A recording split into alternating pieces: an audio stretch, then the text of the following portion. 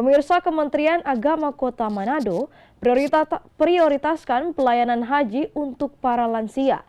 Jemaah calon haji di Kota Manado 70%-nya adalah para lansia. Untuk membantu para jemaah calon haji yang akan diberangkatkan pada pertengahan bulan Juni nanti, Kementerian Agama Kota Manado melalui Kepala Seksi Penyelenggaraan Haji dan Umroh, Fahrin Pole, mengaku 70% jemaah haji asal Kota Manado adalah para lansia. Untuk itu pihaknya akan memberikan ekstra kepada para lansia tersebut agar dapat menunaikan ibadah hajinya.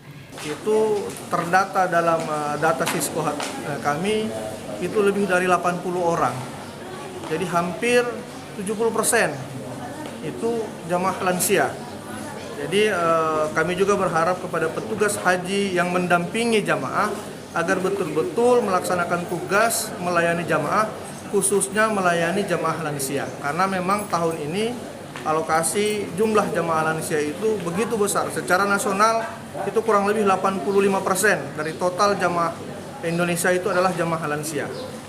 Hingga saat ini kuota jemaah calon haji asal Kota Manado sudah mencapai 210 jemaah dan 80 diantaranya adalah para lansia. Eka Putra melaporkan untuk Kawanua TV.